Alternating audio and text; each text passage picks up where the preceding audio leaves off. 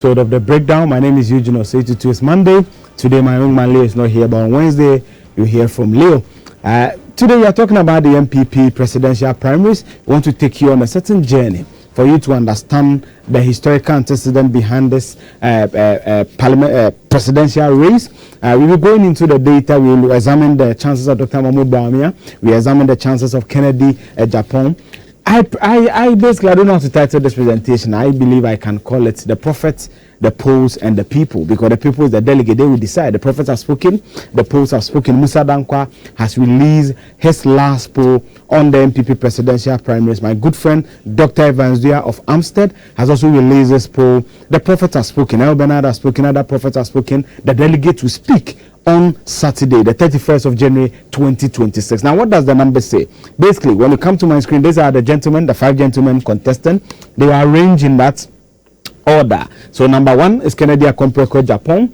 We have Dr. Brian Echampo, number 2, Dr. Bawumia, number 3, Dr. Oseya Wodichum, number 4, and Kennedy Kwabena Japan, number 5. So this is the arrangement. This was from Thursday when they went to sign the peace pact at Alisa Hotel. Now let's go through the contest. In 1992, when the NPP was going to elect their presidential candidate, you know that they brought the late Professor Ohene. In 92, the delegates that did that election were just 1,998. So that tells you that there were just a few people who went to vote in 1996.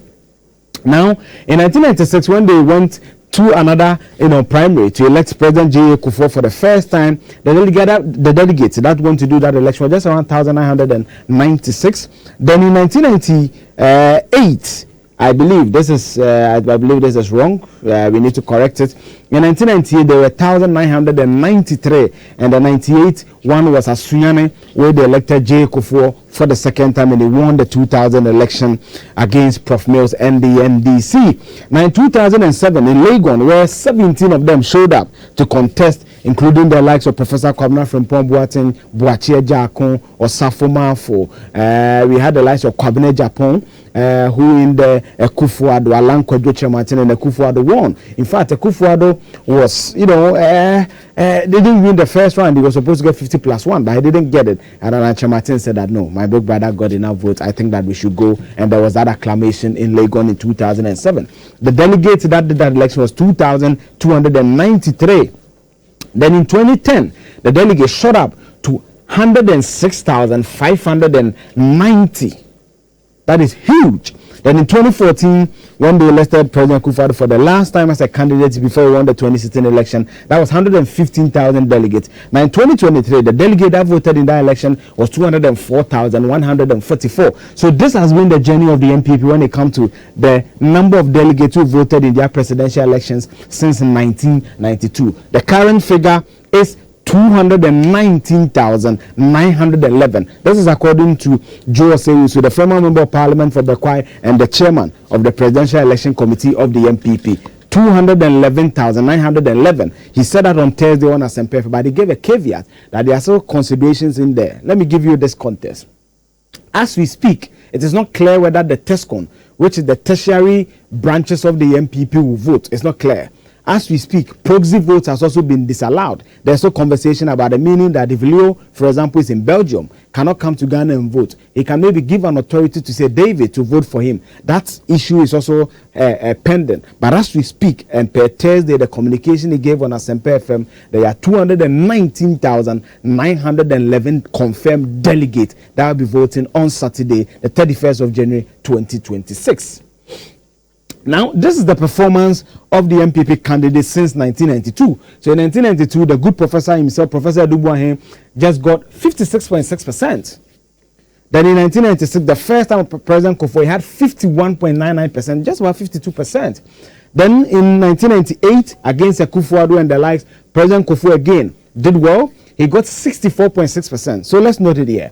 The first time Kufuor came, he got 51.99%. The second time, 64.6%. That tells you that he grew with time. So in 2 years, he was able to get close to about 22 percentage points more compared to how well he did in 1996. Now, candidate Kufuor, 2007, 47.97%. So in fact, per 2007, he was the worst performing presidential candidate on first time trial. 47.97, but you know the contest was a tie, was quite tough between him and Alan Chema. That was when Alan Cash and all that, those campaigns. But in 2010, from 47.97%, he went up to 78.89%, 30 percentage points more than even Kufuor's increment in 96 to 98. Now, 2014 or 2014, 94.35%. He had a domineering control over the party. And let's not forget that the delegates are microcosm of the entire party. You know, these are the creme de la creme in the party. These are people who vote, and we can inferably infer that this representation gives us a view of how well candidate Akufo-Addo in 2014 had the command over the party. And that is what he did in 2014, 94.35%. Bawumia on the first try, 61.43%. So in fact, when you look at the data, Bawumia is the best NPP presidential candidate on first trial basis.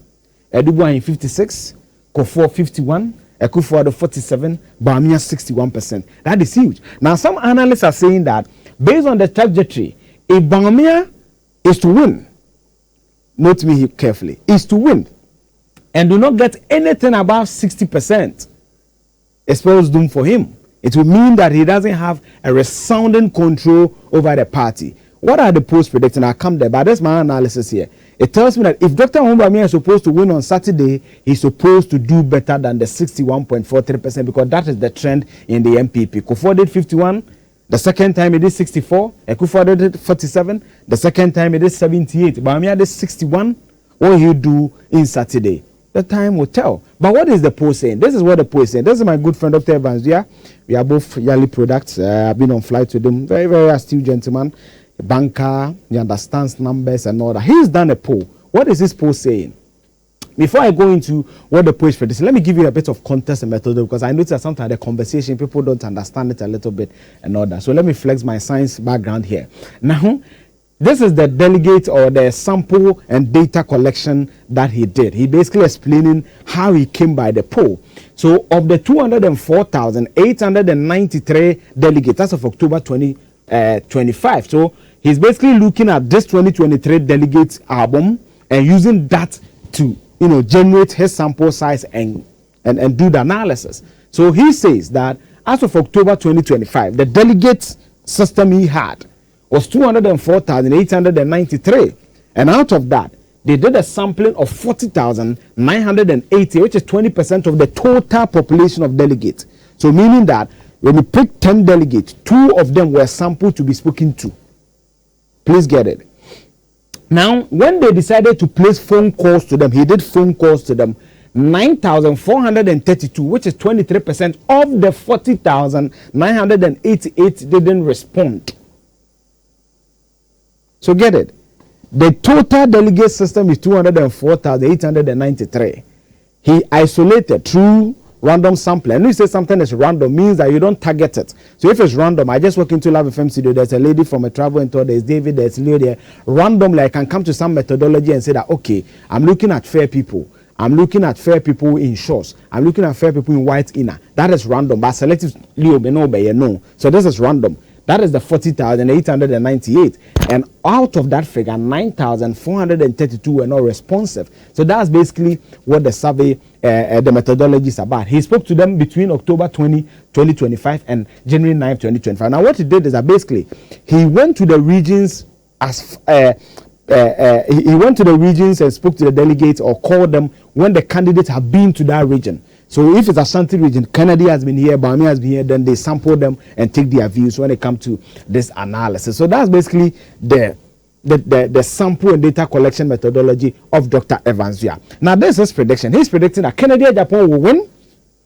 He says that in the worst case scenario, there'll possibly be a runoff because Kennedy will get 47%. Dr. Bawumia will get 35.93%. Let me just stick to the two because of time. So this is his worst case scenario. He's saying that in the worst case scenario, Kennedy will get 47%, Bawumia will get 35%. So meaning that Kennedy is leading. In the best case scenario, he predicts 52.59% for Kennedy Japan and 36.24% for Dr. Mahmoud Bawumia. It's a lot, but we don't have time. So let me just give you this. Now let's go to the next pollster in the system, Musadanaqua.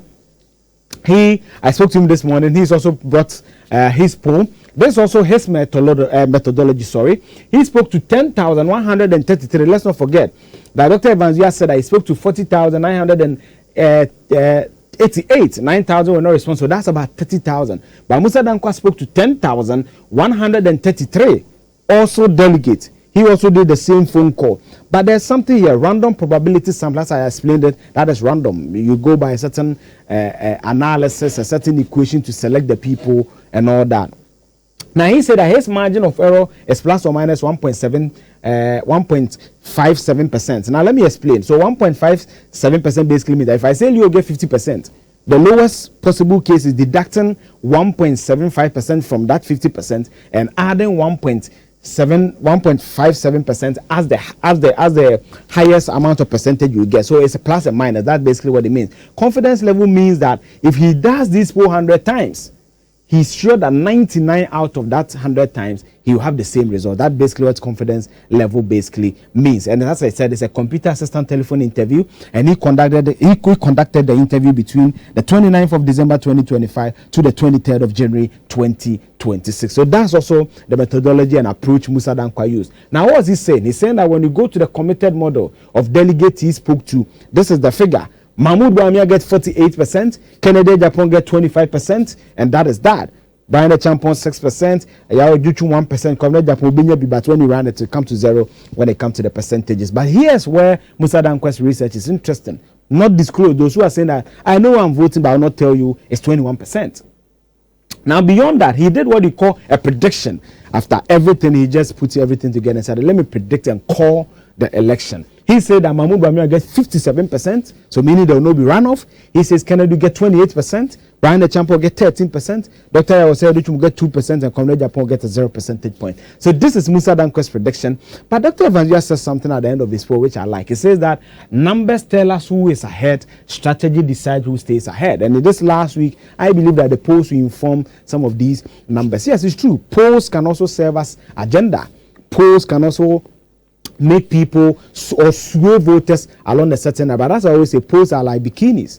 When you watch movies and you see the ladies on the beaches, bikinis give you a glimpse of what it's supposed to be, but doesn't give you the full picture, right? So science and data and polls are just like bikinis. It gives you a view of what you may possibly see, but doesn't give you the full picture. If you want to see the full picture, it's about approaching her, it's about good conversations, it's about strategy, and that is what basically science is about. The election is on the 31st of January 2026. Wednesday, Lee will be here, give you more exciting numbers and data on the election. My name is Eugene Osei Tutu. Thank you for watching.